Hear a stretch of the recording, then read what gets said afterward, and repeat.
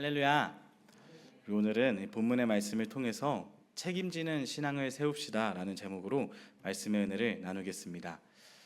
심리학자이자 인간 발달을 사회적 관계 중심으로 구성한 이 에릭슨의 발달 이론에 따르면 이 책임감은 단순한 도덕적인 미덕이 아니라 성숙한 사회 구성원으로 성장하게 되는 기반이라고 합니다. 그래서 에릭슨은 발달 단계를 8단계로 나누는데 책임감은 그 중에서 무려 4단계에서나 강조됩니다. 그러니까 특정한 어떤 단계에 국한된 개념이라기보다 모든 단계에서 필요하며 사회적 관계 안에서 책임감이라는 것은 연령대가 어떠하든지 중요하다는 의미입니다.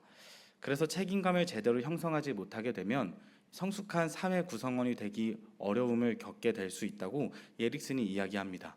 그리고 심하게는 관계에 단절이 생길 수도 있다라고 이야기합니다. 그리고 나아가서 책임감은 사회적인 관계뿐 아니라 개인의 자아 정체성 형성에도 크게 작용하는 요소가 된다고 말합니다. 책임감은 내가 해야 할 일이 무엇인지 알게 도와주고 또 사회와 공동체 안에서 내가 할 수 있는 일과 해야만 하는 일이 무엇인지 알 수 있도록 도와줍니다. 그러니 책임감이라는 것은 결코 가볍게 여겨져서는 안 되는 덕목입니다. 그런데 어느샌가 이 책임의 무게가 조금씩 가벼워지는 것 같습니다. 그래서인지 이 현대 사회 안에서 책임 회피 현상에 대한 연구가 심리학과 사회학 등 여러 분야에서 활발하게 연구되고 있는 주제가 되었습니다. 어느샌가 책임지지 않고 회피하려는 모습이 우리 사회 안에 조금씩 자리 잡기 시작했기 때문입니다. 그러나 우리는 그리스도인으로서 이 흐름에 휩쓸려서는 안 됩니다. 오히려 책임지는 성도의 모습을 보여줌으로써 예수님의 사랑과 그리스도인의 삶의 모습을 거룩히 보여주어야 합니다. 그래서 함께 나눈 본문 베드로전서는 여러 가지 시련에 직면한 성도들을 격려하며 책임지라고 권면합니다. 그리고 오늘 본문은 거룩하게 살아야 할 성도의 삶을 제시합니다. 거룩한 성도의 삶을 권면하는 이 본문의 말씀을 통해서 성도가 가져야 할 책임에 대해 오늘 함께 나누고자 합니다. 첫 번째입니다. 우리는 성도로서 우리 영혼을 책임져야 합니다. 이 영혼을 책임진다는 것이 우리가 스스로 구원을 이룬다는 말은 절대 아닙니다. 그저 우리 영혼이 하나님 안에 살 수 있도록 우리 신앙생활에 있어 노력해야 한다는 겁니다. 본문 13절의 말씀을 함께 읽어보겠습니다. 13절의 말씀입니다. 그러므로 너희 마음의 허리를 동이고 근신하여 예수 그리스도께서 나타나실 때에 너희에게 가져다 주실 은혜를 온전히 바랄지어다. 아멘. 여러 가지 시련에 직면한 성도들에게 보내는 격려의 서신인 베드로전서이지만 오늘 본문에서는 조금은 강한 호투로 권면하기를 마음의 허리를 동이라라고 말합니다. 이를 세번역 성경으로 다시 보니 이렇게 되어 있습니다. 그러므로 여러분은 마음을 단단히 먹고 정신을 차려서 예수 그리스도께서 나타나실 때에 여러분이 받을 은혜를 끝까지 바라고 있으십시오. 아멘. 이 베드로는 곳곳에 흩어져 있는 성도들에게 마음을 단단히 먹고 정신을 차려 은혜를 바라보고 있으라고 권면합니다. 이를 오늘의 표현으로 하자면 하나님이 주신 내 삶, 내 영혼을 끝까지 책임지라는 겁니다. 하나님께서는 우리에게 생명을 주셨죠. 너무나도 소중한 생명을 주셔서 살게 하셨습니다. 우리의 생명을 하나님께서 주셨으니 이제 우리는 주신 소중한 생명을 아름답고 건강하게 가꾸어야 합니다. 이것이 이 세상을 살아가는 우리의 책임 중 하나입니다. 그리고 본문은 어떻게 내 영혼을 책임질 수 있는지, 그리고 어떻게 내 영혼이 하나님 앞에서 건강하게 살 수 있는지 이어지는 권면을 나눕니다. 그것은 오늘 방금 나눈 13절의 말씀처럼 먼저 마음을 단단히 먹는 것입니다. 13절의 말씀을 보면 마음의 허리를 동이라 라는 표현이 나오는데 이 표현은 마치 전투에 앞선 군인이 옷을 입고 허리띠를 단단히 조이며 전투태세를 취하는 모습을 묘사합니다. 그것처럼 우리 마음의 허리를 단단히 동이라는 것이죠. 그리고 이 서신을 받고 읽는 이들은 여러 시련을 직면한 성도들이었습니다. 그러니 베드로의 이 권면은 직면한 시련 앞에서 전투를 앞선 군인처럼 항상 긴장 상태를 유지하여 신앙의 흔들림과 무너짐을 경계하라는 겁니다. 그렇게 자신의 영혼을 지켜나가라는 권면입니다. 그리고 이 권면을 자세히 살펴보니 이 권면은 예수님에게서부터 시작합니다. 마태복음 26장에 보면 십자가를 앞두신 예수님께서 제자들과 함께 겟세마네에 가셔서 기도하셨습니다. 그리고 제자들에게 기도하는 동안 깨어 있으라 말씀하신 뒤 발치해 나가 기도하셨습니다. 예수님은 고뇌에 차서 땀이 핏방울같이 되어 떨어질 정도로 열심히 기도했다고 성경이 표현합니다. 그렇게 열심히 예수님은 기도하시고 돌아와 보니 제자들이 잠들어 있었던 겁니다. 그때 예수님께서 베드로를 불러 말씀하시기를 시험에 빠지지 않도록 깨어서 기도하여라 라고 말씀하셨습니다. 아마 베드로는 이 서신을 쓰며 마음의 허리를 동이며 항상 긴장하여 깨어 있으라는 이 글을 쓰면서 겟세마네에서의 일을 떠올렸을지도 모릅니다. 그 일을 떠올리며 더욱 확신에 차 힘있게 글을 써내려갔을 겁니다. 예수님의 말씀처럼 모든 성도들이 깨어 있기를 소망했을 겁니다. 이것이 예수님에게서부터 배운 영혼을 지키는 방법이기 때문입니다. 예수님의 말씀과 베드로의 가르침을 기억하는 우리는 마음의 허리를 동이며 우리 영혼을 지켜야 합니다. 앞서 나누었듯이 이 세대가 점점 책임감을 잃어가고 있지만 결국엔 자기 생명도 책임지지 않으려 하는 이들도 나타나고 있지만 그러나 우리는 그리스도인으로서 항상 깨어서 신앙의 흔들림과 무너짐을 경계하며 하나님이 주신 생명을 책임감 있게 지켜나가야 합니다. 하나님이 주신 생명과 하나님이 주신 소중한 영혼을 책임감 있게 지켜나갈 수 있는 저와 여러분이 되기를 축복합니다. 그리고 본문은 계속해서 영혼 지키는 방법에 대한 권면을 이어갑니다. 그것은 욕망을 따라 살지 않으며 예수님의 삶을 닮기로 애쓰는 것입니다. 본문 14절과 15절의 말씀입니다. 제가 읽어보겠습니다. 너희가 순종하는 자식처럼 전에 알지 못한 때에 따르던 너희 사욕을 본받지 말고 오직 너희를 부르신 거룩한 이처럼 너희도 모든 행실에 거룩한 자가 되라. 아멘. 이 베드로전서의 수신자가 누구냐라는 질문에 대해서 많은 의견들이 있지만 다수의 현대 학자들은 이 베드로전서의 수신자가 개종한 그리스도인들이었을 거라고 예상합니다. 다시 말해서 이전엔 하나님을 알지 못하다가 복음을 받아들여 하나님을 알게 된 사람들이 이 베드로전서의 수신자라는 거죠. 복음 안에 있는 이는 누구나 하나님의 자녀입니다. 그러니 이 편지를 받아보는 수신자들은 이제 복음 안에 머물고 있으니 아름다운 하나님의 자녀가 되었을 겁니다. 신분이 변했으니 하나님의 자녀된 이들의 삶도 변해야 합니다. 그래서 베드로전서는 욕망을 따르던 삶을 버리고 하나님의 말씀을 따르는 삶을 살으라고 권면합니다. 본문 14절에서처럼 알지 못하던 때에 따르던 사욕을 본받지 말라고 권면하고 있습니다. 그리고 이 권면은 오늘 우리에게도 전해지는 권면입니다.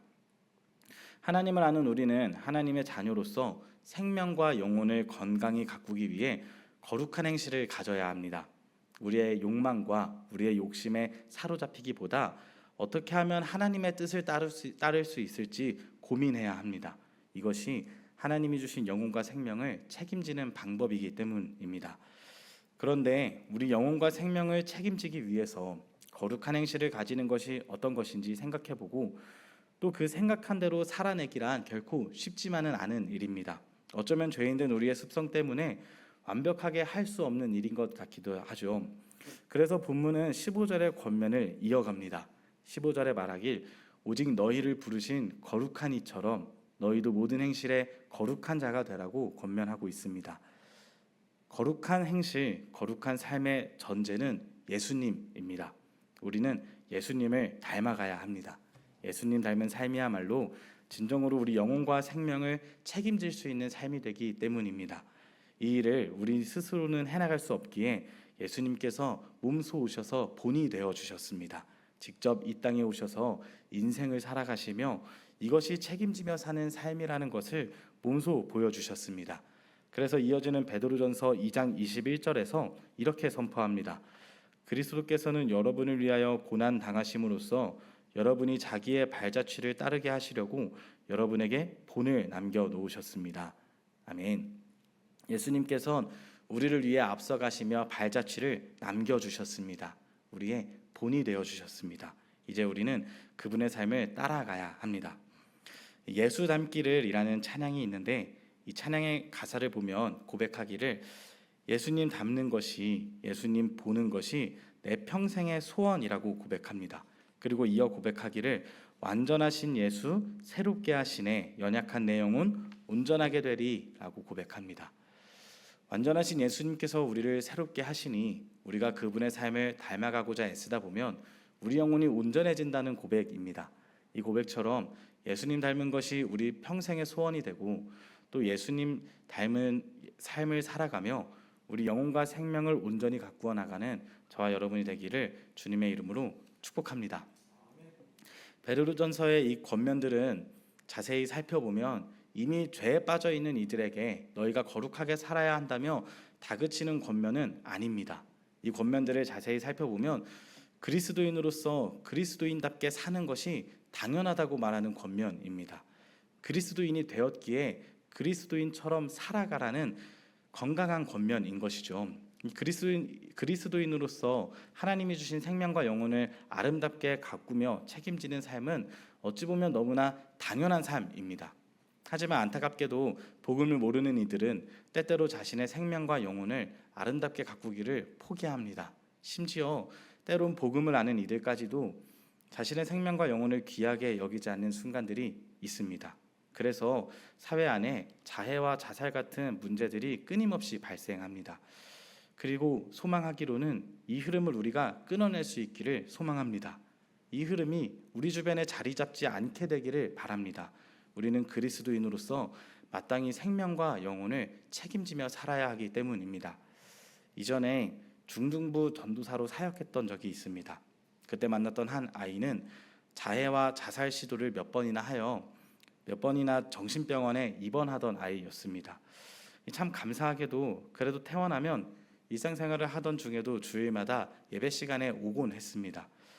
부모님의 강요에 어쩔 수 없이 오는가 싶다가도 예배 시간이 되면 늦게라도 뒷자리에라도 앉아서 예배를 드리곤 했습니다. 여름이 되면 한껏 상한 팔을 드러낸 채 교회에 오곤 했기에 다들 쉬쉬하곤 했지만 아이의 이 팔을 눈여겨보기도 했고 또 주변 동생이나 친구들은 괜스레 무서워하기도 했습니다. 그리고 이 아이와 조금씩 이야기하다 보면 느껴지는 것은 이 아이가 자기 자신을 참 사랑하지 않는다라는 마음이었습니다. 다 말하지는 못하지만 가정에서도 학교에서도 또 주변 관계에서도 스스로를 사랑하기 참 어려운 환경에 있는 학생이었습니다. 그래서 더욱이 자신을 사랑하지 못해서 이 자해와 자살 시도를 이어간 것은 아닐까 생각해 본 적도 있습니다. 그리고 이 아이를 보면서 한 가지 깨달은 중요한 은혜가 있었습니다. 오늘 나누는 주제처럼 내 생명과 영혼을 사랑하고 책임지는 일이 너무나도 중요하다라는 사실입니다. 마태복음 22장에서 예수님께서 많은 율법을 두 가지로 말씀하실 때에 하나님을 사랑하고 또 두 번째로는 이웃을 사랑하라고 말씀하셨습니다. 그런데 둘째로 이웃을 사랑하라 하실 때 예수님께서는 내 자신같이 이웃을 사랑하라고 말씀하십니다. 다시 말해서 나 스스로를 사랑하는 일이 전제되어야 한다는 겁니다. 내가 나를 사랑하지 않으면 다른 이를 사랑할 수 없기 때문입니다. 그래서 오늘 본문은 계속해서 그리스도인으로서 그리스도인답게 살아가라고 권면하면서 하나님이 주신 생명과 영혼을 책임감 있게 가꾸고 지키라고 말합니다. 사랑하는 성도 여러분, 우리는 그리스도인 되었기에 그리스도인답게 책임감을 가지고 내 영혼과 생명을 가꾸어야 합니다. 사랑을 행하기에 앞서 나 스스로를 사랑할 줄 알아야 합니다. 하나님이 내게 주신 아름다운 삶과 또 내 몸과 내 영혼을 깊이 사랑하고 아름답게 가꾸는 것이 주님이 우리에게 바라시는 책임지는 삶이기 때문입니다. 때론 내 하루하루가 보잘것없이 느껴지고 나 스스로를 사랑하는 것도 어려워지는 순간이 분명 있습니다. 그러나 그때마다 하나님이 내게 생명 주셨음을, 내 영혼을 아름답게 창조하셨음을 기억하며 나 스스로를 사랑함으로써 책임지는 삶을 살아갈 수 있는 저와 여러분이 되기를 주님의 이름으로 축복합니다. 한 가지 더 나누겠습니다. 우리가 책임져야 하는 한 가지 그 외의 것은 하나님이 내게 주신 영혼과 생명을 책임지며 동시에 이웃의 영혼을 같이 책임져 주는 일입니다. 우리 읽지는 않았지만 본문 22절의 말씀을 제가 읽어드리겠습니다. 너희가 진리를 순종함으로 너희 영혼을 깨끗하게 하여 거짓이 없이 형제 사랑하기에 이르렀으니 마음으로 뜨겁게 서로 사랑하라. 아멘. 이 본문은 서로 뜨겁게 사랑하라고 권면합니다. 그런데 이 권면에서도 역시 먼저는 너희 영혼을 깨끗하게 하는 것입니다. 오늘의 표현으로 내 영혼과 생명을 책임지는 것이 우선입니다. 그런 뒤에 이제 형제를 사랑하며 서로 뜨겁게 사랑해야 합니다. 역시 오늘의 표현으로 하자면 이웃의 영혼을 책임져 주는 것입니다. 제가 중등부 사역을 할 때 있었던 또 다른 일인데, 그때 이제 한 가정이 몸이 좀 불편한 친구를 전도했습니다. 그리고 그 전도했을 당시 이 중등부에서 선교 훈련을 하고 있었는데, 이 전도된 친구가 선교 훈련에 참여하고 싶다는 겁니다. 그래서 그 친구를 불러서 같이 선교 훈련을 하곤 했습니다. 이 훈련 중에 있는 프로그램 하나가 특별 새벽 예배에 참여하는 것이었는데, 이 전도된 아이는 몸이 불편하니까 참여하지 않아도 괜찮다고 이야기했습니다. 그런데 이 친구가 자기도 새벽 예배에 참여하겠다는 겁니다. 그래서 예배를 드리러 오겠다고 하니 막을 수가 없어서 어떻게 이 친구를 새벽에 데리고 오고 집에 내려줄 수 있을까 방법을 찾아다녔습니다. 그러던 중에 이 아이를 전도한 한 이 가정에서 새벽마다 이 아이를 태워오고 또 예배를 마치면 집에 데려다 주겠다는 겁니다. 너무 감사한 일이죠. 그래서 2주간의 특별 새벽 기도를 이렇게 시작하게 됐습니다. 그런데 첫 주가 채 끝나기도 전에 사건이 하나 일어났습니다. 이 새벽에 이 아이를 태워서 교회 주차장에 오셨는데, 이 전도된 친구가 주차장에서 문을 확 여는 바람에 옆에 있던 차를 긁어버린 겁니다. 더 문제는 그 차가 꽤나 비싼 차 중에 하나였다는 거죠. 그래서 이 가정에서 차주를 불러서 상황을 설명하고 또 이야기를 다 나누었지만 이 차 문을 바꾸겠다는 차주의 마음이 변하지 않았습니다. 그래서 결국 차 문을 바꿔야 되는 상황이 되었습니다. 그래서 어떻게 해야 할까 많이 고민하고 기도하던 중에 이 전도하며 운행을 했던 이 가정의 아버지가 큰 결단을 내렸습니다. 그분이 결단 내린 건 자신의 사비로 차 문을 바꿔주고 이 아이에게는 어떤 잘못도 묻지 않겠다는 겁니다. 그런데 이 아버지의 결단이 다른 가족들의 마음을 어렵게 했습니다. 왜 우리가 이런 일을 감당해야 하느냐 하며 이 전도했던 친구가 오히려 마음이 상해 교회에 나오지 않으려 했습니다. 그런데 이 아버지의 마음이 참 강했습니다. 그러면서 하시는 말씀이 제 마음을 크게 울렸는데, 이렇게 말씀하시는 겁니다. 저 아이를 전도한 것은 우리 가정이니 그 영혼을 끝까지 책임져야 한다라고 말씀하셨습니다. 그렇게 말씀하시며 자녀들을 또 아내를 불러서 하나하나 설득하고 또 설명하는 겁니다. 그리고 결국엔 끝까지 그 영혼을 책임지며 자신의 모든 사비로 상황을 마무리하셨습니다.